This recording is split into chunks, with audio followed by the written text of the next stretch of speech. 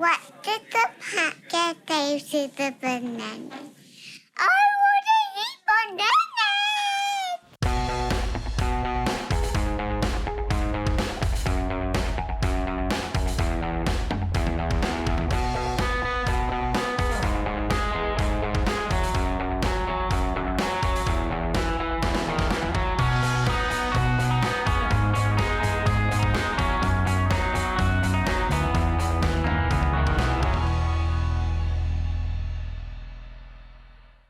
Matthew and Lindsay Walmsley. Our daughter's name is Addie Walmsley, and she has 2 brothers at home, Charles and Noah, and Addie is 3. We first noticed that something was going on with Addie. She had tubes in her ears from when she had chronic ear infections as a child, young baby. And so she started complaining about some ear pain. And so we took her to urgent care on a Saturday, and they looked and they just really didn't see anything that was going on. And so we felt like, okay, like it looks like everything's okay. And then all of a sudden she started having some more really concerning symptoms, and it was obvious that the tubes were doing their job, and she started having some strange swelling. By Monday evening, I talked to Dr. Roberge, who is amazing. Through that conversation, she was really concerned that Addie might have something called mastoiditis, which is a bone infection in the ear. Didn't really quite sound like textbook mastoiditis, so she was kind of like, oh, I don't know, that sounds pretty weird. And she's like, but you know what, just go downtown anyway, peace of mind, and you'll feel better. And so we got in the car at around 5 or 6 in the evening and got here, and we actually didn't even sit down in a chair. We just walked in and said, the ENT on call said we should be here, maybe it's mastoiditis, and they just walked us straight back. It was actually kind of amazing. I don't think we've ever been to the ER and not had a wait, so that was wonderful. Okay, slow. Come back today. And twirl the other way now. Twirl the other way. Shortly after I got here, I guess the 3rd blood results had come back, and the ER doctor came into the room, and Addie was watching a movie on our iPad, and at first we were like, hey, sorry about that, it's distract her. And he was like, at first, he was okay with that, but then he was like, do you mind if we turn that down just a little bit so I can talk to you guys?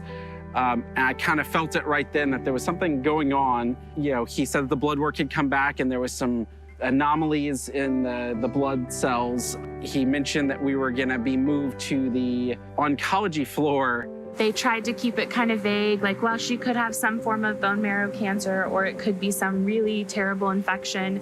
Yes, and, that's right, We were both kind of like, you know that just from blood work? I don't understand. It might just be a virus run amok is what they said. Confused.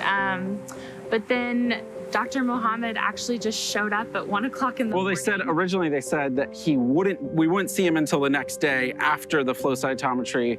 And then lo and behold, this person walks through the door, and I had said right before this, I'm really concerned because I know they're not gonna move a child with a fever to oncology floor unless there's something serious going on here.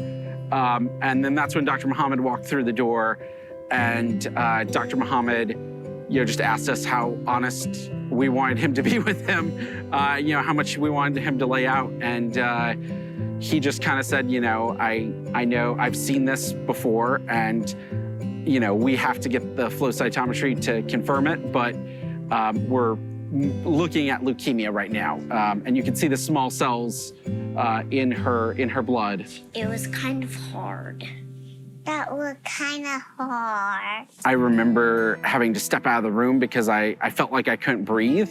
And I felt that way, I'm not gonna lie, for the next 3 days. It was very overwhelming. I will say Dr. Mohammed's presence did really give me a level of peace in something that you don't really find peace in. I think curing cancer in your child, it's like literally waking up to a nightmare. And you're like, when am I gonna actually be done with this dream? This is the worst dream I've ever had. You don't wake up from it. It is the reality. And so I think those little moments of sincerity and kindness, and the fact that Dr. Mohammed showed up it was 2:30 a.m. Yeah. And then the next day, we see him at 8 a.m. Yeah, in the morning. to talk to us before this flow cytometry. And then we see him again after the flow cytometry. So it was just like, does this guy ever go to sleep? And we saw him, I'm not joking, for the whole next weekend. 14 days, Never we went saw home. Dr. Muhammad every day. And Yeah. it was overwhelming as a parent to get that diagnosis. And no matter what people say, if, it's like, if your child's gonna get cancer, this is the cancer to get. Statistically, we've gotten really good at treating it. None of those things like make you feel better in the moment. They're just like, my kid has cancer. I don't know what to say. And there's always, it's like, we have a 95% or whatever the statistic is that they quote you, because some of it you just blank out. But you're like, but there's still a chance that this doesn't work. And there's still a chance my child doesn't make it. I want to be a doctor. I want to be a ballerina. I would just ask them, if something doesn't make sense to you, ask. If something doesn't seem right, it's, I think it's your job to advocate for your patient, which is your child. And, especially if they don't have a voice or they're not feeling good that day, saying things like, hey, can we move this around? Can we do this? There's so many things that, there's so much flexibility and patience that can happen.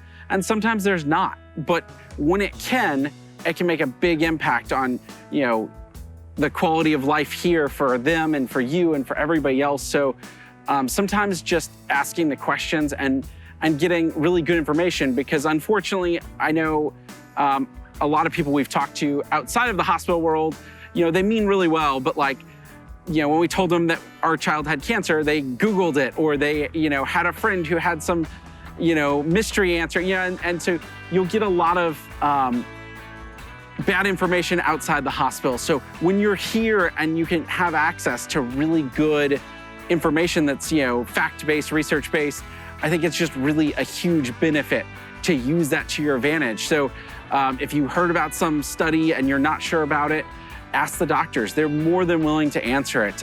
We've never been felt bad for asking questions that we even later were like, man, why do we even ask that? Because we were so tired. There's no bad questions here, which is kind of, it's really nice when you haven't slept in several days.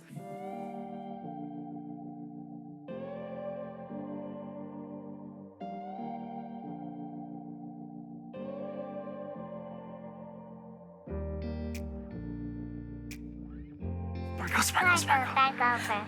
Do you want to do one with mommy? Sparkle, sparkle, sparkle, sparkle.